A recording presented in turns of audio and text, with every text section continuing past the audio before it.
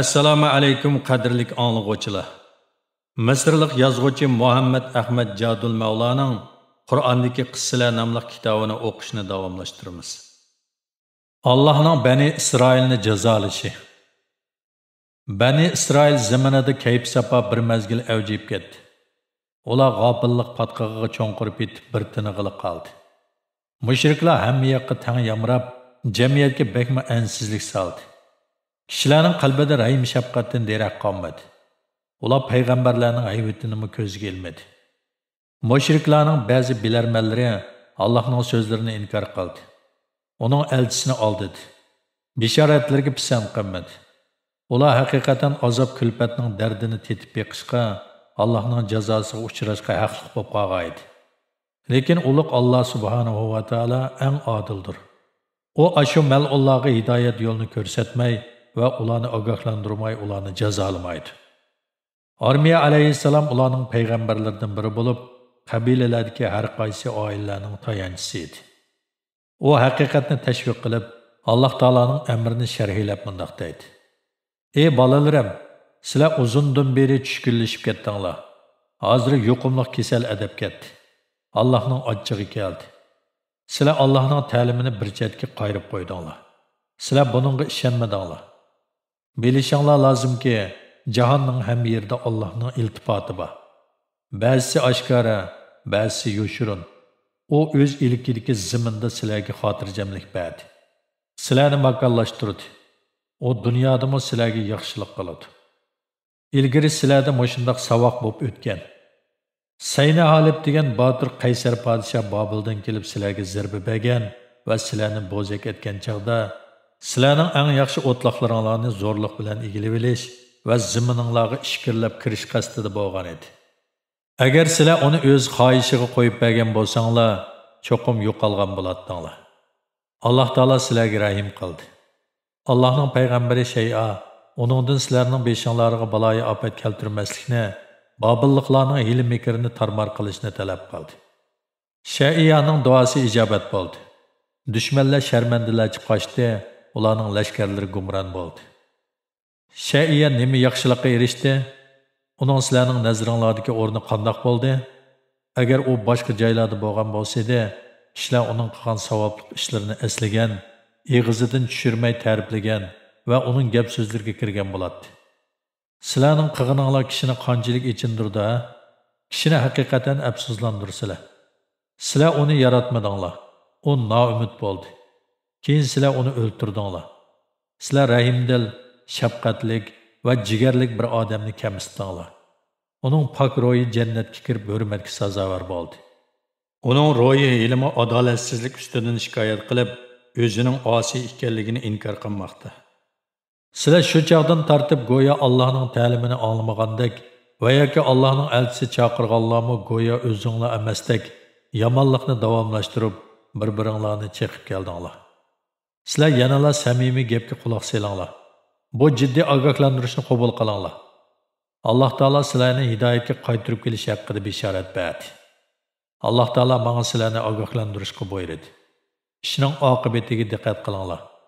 Mabodo sizlar g'ofillikdan uyg'onmay, ashu ahmoqona nodonlikning adab ketaverishini yana to'simaydigan bo'lsanglar, Allohning ta'limida ko'rsatilganlarga qaytib kelmay, Allohning ta'limida belgilangan ahkomlarga bo'ysunib, savobli qilguvchi qabilalardan bo'lmaydigan bo'lsanglar, Alloh taolo sizlarga odami ko'p, qurol-yarog'lar xil, irodasi po'latda qo'shinlarni yevatadi. Sizlarga ikkinchilab rahim shafqat qilmaydi. Balki sizlarga zo'rlik ishiltidi va zulm soladi. Uy joylaringlarni qaytirib oladi. O'rdanglarni kumpay-kum qilib o'tadi. Qal'a turalg'ularinglarni vayron qiladi. Hashamatlik chori beg'onlar yirtqich hayvonlarning ilkida qoladi. Usul beradigan yer zamininglar yo'lvos, yilpizlarning makoniga aylanadi. Alloh taolo yaratgan ibodatxonaga sizlarning yuraginglar qo'yiladi. Sizlar ya asir bo'lib ketasizlar, yo o'ltirilib tugaysizlar. Men sizlarni imkoniyatimning bericha samimiy ogohlantirdim. Ahvolni ochiq ko'ngillik bilan tushuntirdim. Buningdan keyin qanday yo'lda mengishga o'zinglar mas'ul bo'lishinglar kerak. Sening bizni bu yerga yig'ib kelishdagi sabablaring shumidi? Deyishdi ularning oqsoqqollari. Sen tap tortmasdan Allohning oldida o'z ta'limini qabul qilishga tanlangan Alloh taolo podshohlikni otashparastlarga topshirib berama? Ularning yo'lboshchilari butlarga tiz bukib, tafakkur qilish o'rniga palg'a tayinib, g'ofillik ichida tangirqab yurmoqda. Tozimi odamkansizlar, dedi Armiya alayhissalom ularga. Alloh taolo sizlarni xo'rlashga odam evatidi. Sizlarga texi vabo kesili va to'pon balosidek ashundoq zo'r baloyi ofat keltiradi. Qani aytib beqinglar, sizlarga zo'r baloyi ofat keltirish bilan sizlarga zulm qiladigan iymoni yo'q bir mushrikni podshoh qilib avatganning nima farqi bor? Alloh taolo meni sizlarni aldash uchun emas, balki samimiy ogohlantirishga buyurdi. Sizlar yanala obdan o'ylanib, kelgusinglarning g'amini qilinglar. Sening biz bilan qilgan munozirang yetib oshdi, dedi ular. Sen xuddi tush ko'rayotgandek, bu kang zaminda gapdonlig'ing bilan yo'rg'ilab yuriysan. Hadisli bizni ayblaysan. Qaraganda seni ikki qo'lingni bog'lab, ikki putingni kishallab, cho'nqir zindonga tashlab olsak, yo bo'lmasa yiroq joyga polib olsak bo'g'dak. Atsi atdiganda Armiya alayhissalom zindonga tashlandi. Bir kuni atdiganda Bani Isroil sharq tarafdan osmon balak chang to'zon ko'tarilib, kunni to'sib kelayotganligini ko'rdi. Chang to'zon borgan sir qo'yuqlashib, butkul yer jahon qorong'ulashdi. Biroz o'tgandan keyin chang to'zon tarqalib, yiroqdan bir palvon ko'rindi. O chanab chepib kelmoqda edi. Bani Isroillar aloqzadalik ichida jon tikib qarishlik ko'rsatishga majbur bo'ldi. Bu palvon Bobildan kelgan Buxti Nasr edi. Uning maqsadi Bani Isroilni yo'qotish edi. Ular Allohning g'azabini keltirganligi uchun Alloh taolo Buxti Nasrni intiqom olishga avatgan edi. Uningga nima bilan taqobil turamiz? Uni kim yengalaydi deyishdi ular bir-biriga. Armiya bizga ogohlantirgan jazo shumidi? Agar shunday bo'lsa, beshimizga cho'ng balo kelibdi. Ular taqobil turish chorasini o'ylab bo'lguncha Buxti Nasr jangni oyoqlashtirdi. Mana endi ular qalaymaqon jo'laganning oqibatini tushundi. Buxti Nasr shaharni xarob qildi. Barliq uy imoratlar vayron bo'ldi. Barliq o'rda saroylar o'rilib tushdi. Yo'l va boshqa aslahalar butunlay buzib etildi. Shaharlarning asli qiyofati butunlay yo'qolib, to'ng'isiz bo'lib ketdi. Buxti Nasr Yerusalimni xarob qilib, bu muqaddas joyga ziyon yetkazdi. Bu muqaddas joyni tavob qilishni amaldan qoldirdi. Kishilar o'ltirildi yoki boshqa joylarga surgun qilindi. Bu yerda faqat uy imoratlarning xarobisi qoldi. Hamma yoq cho'ldarab turadi. Yillarning o'tishi bilan yangi avlodlar o'sib yetildi. Buxti Nasr qirib o'ldi. Beshidan ko'p ish o'tmagan, yiltizi bo'sh bir podshoh Bobilning taxtiga chiqdi. O Bani Isroilning qo'l putlariga zanjir kishan silingan holda pasandilarcha yurganligini ko'rib, "Bu nima ish? Bular nima uchun buncha xo'rlanadi?" deb so'radi. Kimdir biri mundaq javob berdi. "Bular Yaqubning avlodlari, Davudning navrlari. Ular burun Suriyada turadi. Bu yerning mahsuloti mo'l, suyi tatliq edi. Sening buvang ularni mag'lub qilib, ularning yurtiga hukmron bo'ldi. Ularni taraf-tarafga majbur tarqitib etib, mushunda xo'rliqqa qo'ydi." Bu gapni anglab podshohning ularga ich og'rib, "Oilanglarga qaytib, ilgirkidek ibodat bilan mashg'ul bo'linglar" deb xitob qildi. Bani Isroil ilgirki yurt makonlariga qaytdi. Alloh taolo ularga yana shafqat qildi, pul-mol berdi.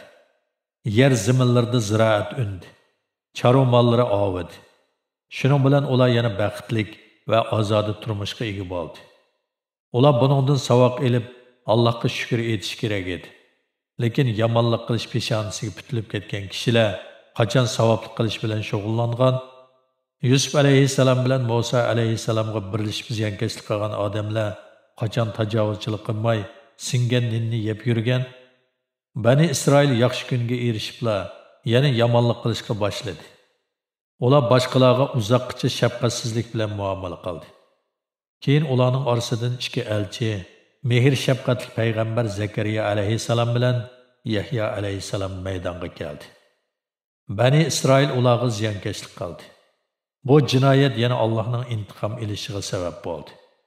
Alloh taolo ilgirki Buxti Nasrni avatgandek, bu qatim Judarizni evatib, ularning huquqini tortib oldi. Ibodatxonlarni vayron qilib, ularni taraf-tarafga polab, mangu xo'rliqqa qoldirdi. Bu ularning Allohning oyatlarini inkor qilganligi va payg'ambarlarni nohaq o'ltirganligi, Allohning farmonidan chiqib ketganligi va Allohning cheklamasidan eshib ketganligi tufaylidandir. Sura Al-Imron 112-oyat. Uzayr alayhissalom. Uzayr alayhissalom Chorboqqa kirdi. Bu bog' ajoyib yop-yeshil majnuntal va bo'kbaraqson dal-daraxtlar bilan o'ralgan edi. Shoxlarda mevalar sanjoq-sanjoq bo'lib sangilab turardi. Har xil qushlar yiqimliq sayrimoqda edi. Bog'dan chiqib ketgisi kelmay qoldi. U bir sevatga uzum oldi. Yana bir sevatga anjir qochiladi. Ondan eshigiga minib uyga qarab maqdi. U tabiat dunyosining siri va ulug'vorligi ustida xiyolga cho'mib yo'ldan ezib ketdi. U ikki yo'l ochiladi turib qoldi. Yo'llarning har ikkisi o'xshash ko'ringachga, ulardan birini tanlab maqdida, birdilla vayrona bir kentga kelib qoldi. U unlik to'lidi. Uningga javoban hech qanday un tavush anglanmadi. Hamma yerda xarobilik va sesib ketgan jasadlar ko'zga chiliqib turardi. U eshakdan tushib, ikki sevatni bir yoqqa qo'yib, eshikini bog'ladi-da, bir puchuq tomga yo'langinicha turib qoldi. U ho'shini yig'ib qaddini sal rusladi. Shu chaqda mayin shamol uning yuzini sepab o'tdi. U ba'zi jasadlarning optob va yomg'ir ostida uzoq turib tuproqqa aylanib ketganligini ko'rib, bu jasadlar qachon tirilar deb o'yladi. Shunda xiyollar ichida ixtiyorsiz qayg'urib, bir pas turgandan keyin ikki oyoqi bo'shib ketdi-da, ko'zlari yumilib, uzoq o'tmay o'likdek qattiq uxlab ketdi. Top-to'g'ri 100 yil o'tdi. Ko'ni narsalar o'rniga yangi narsalar borliqqa keldi. Nurg'un narsalar yo'qoldi. O'rda qasrlarimi buzilib vayron bo'ldi. Uzayr texchi shu o'rinda yotadi. Biroq uningda jon yo'q edi. Ustixonlarimi ajrab chechilib ketgan edi. Uni ko'rgan kishilar qanday qilishni bilmaydi. Alloh taolo ularga yo'l ko'rsatdi. Ular Uzayrni qo'llari bilan silashdi. Ba'zilari uning ustixonlarini yig'ib joy-joyiga keltirishdi. Uningga ruh kirgizilgandan keyin u birdila dasturdi-da, kishilarning oldida singir go'shtlar to'lgan, teni sog'lom bir Uzayr paydo bo'ldi. U helili uxlab uyg'ongan kishidek eshikini, oziq-to'lik va suvlarni izladi. Podshoh kelib uningdan: "Ey Uzayr, seningcha sen qancha yil uxlagansan?" deb so'radi. "Bir kun uxladim, balkim bir kunga yetmas", dedi u ko'p o'ylanmayla. "Sen 100 yil uxlading", dedi podshoh. "Nurg'un o'zgarishlarni beshingdan kechirding. Son-sanoqsiz qitim yomg'ir, bo'ronlarda qolding. Ammo sening oziq-to'liking yaxshi turibdi. Suyingmi buzilmabdi. Lekin eshikingning hatto ustixonlarimi ajrab ketibdi. Ulug' Alloh bilan qasam qilamanki, sen bu ustixonlarning bir-biri bilan qandoq tutishadiganligini, eshikingning qandoq tirildiganligini ko'rasan. Bularni ko'rsang, u dunyoga bo'lgan ishonching oshadi. Ko'ngling texmi arom topadi. Bunda qilishdan maqsad seni biz mo'jiza qilish orqali kishilarni gumonlanishdan yiroqlashtirib, e'tiqod nuriga yuzlantirish." Uzayr alayhissalom diqqat bilan qarab turdi. Ko'z yumib ochqicha eshikining burunqidaklar o'z joyida o'ri turganligini ko'rdi. Tomirlari aniq ko'rinib turadi. Uzayr alayhissalom: "Men Allohning hamma narsaga qodir ekanligini texmi bildim", dedi. Sura Baqara 259-oyat. U eshigiga mindi. Uyiga boradigan yo'lni topoladi. U go'yo uzoq o'tmishdagi tushini eslagandek, o'tgangi ishlarni eslaydi. U uyiga kelganda uyda qerib mukchiyib ketgan bir mo'may turadi. Uzayr alayhissalom bola chig'ida bu mo'may mushu oiladagi bir dedak edi. Shuncha uzun yillardan beri u o'lmay kelgan bo'lsa-mu, lekin namoz sham qarg'usi bo'lib qolgan edi. U mo'maydan: "Bu Uzayrning uyimi?" deb so'radi. "Ha, Uzayrning uyi. Mo'may ketgandan keyin kishilarmi uni unutib qoldi. Hamda uning ismini tilga oladiganlar qolmadi. Hozir men uning ismini sendilla anglayapman. Men Uzayr bo'laman", dedi Uzayr alayhissalom. "Men o'lib 100 yildan keyin Alloh taolo meni yana tirildirdi." Dedek tashvishlandi, dastlabda ishonmadi. Birdam o'tgandan keyin mundaq dedi: "Uzayr alayhissalom ilgari yaxshi odam edi. Savobli ish qiladi. Allohning ta'limiga ovoz qo'shadi. Uni qabul qiladi. Kasallarni davolab, odamni qutuldiradi. Agar sen haqiqatan Uzayr bo'ladigan bo'lsang, Allohdan talab qilib, salomatligimni yaxshilab, ko'zimning ko'rish quvvatini asliga keltirgin. Uzayr alayhissalom Allohdan tilagandan keyin darvaqa dedakning ko'rish quvvati asliga kelib, yuz ko'zdan nur yog'di. Dedak uning qo'l putlariga so'yib ketdi va Bani Isroil ichiga berib bu mo'jizni etdi. Bularning ba'zisi Uzayr alayhissalomning o'g'li, ba'zisi uning nevrisi bo'lib, ba'zisi 80 yoshga, ba'zisi 50 necha yoshga kirgan edi. Uning bilan tang dematliklarning ustixonlari bo'shishib, chiroyi sulub, yodab ketishgan edi. Dedak kuchirg'onligi odamga Alloh taolo ayrilganimizga 100 yil bo'lgan Uzayr alayhissalomni keltirib berdi. Uning yoshliqi ilmi urg'ib turibdi, dedi. Uzayr alayhissalom kishilar oldida turadi. Uning zehni quvvati yetilib, aql idrogi kamol topgan edi. Kishilar uning 100 yil g'oyib bo'lib ketgan Uzayr alayhissalom ekanligiga ishonmaydi. Bu ishni isbotlash uchun uning bir o'g'li dadamning yelkisida bir qoramang bo'lib, bu uning belgisi edi. Shuni ko'rsak toniyalaymiz, dedi. Ko'pchilik Uzayrning yelkisini tekshiruvdi. Rost degandek uning yelkisida bir qoramang borligi ma'lum bo'ldi. Kishilar darhol bir-biriga xabar qilishdi. Texmo ishonchlik asosga ega bo'lish va hech qanday gumonga o'rin qoldirmaslik uchun ular ichidan bir oqsoqol mundoq dedi. Ba'zilarning deyishicha, Buxtinasar Yerusalimga kelganda barcha chirkovlarni ko'ydirgan. Shuningdan beri bu zamonda Tavratni yodi o'qolaydigan oz sondagi odamlar qolgan. Ularning ichida Uzayr bor ekanmish.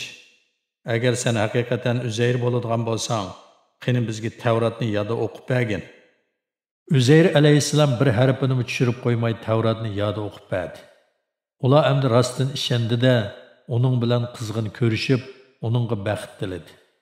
Afsuslanarligi, ular buning bilan o'z e'tiqodini kuchaytirish u yoqda tursin, aksicha e'tiqod qilmadi, hatto tap tortmasdan. Uzayr Allohning o'g'lidir deb jo'ylashdi. Sura Tavba 30-oyat. Diqqat berganingizga rahmat.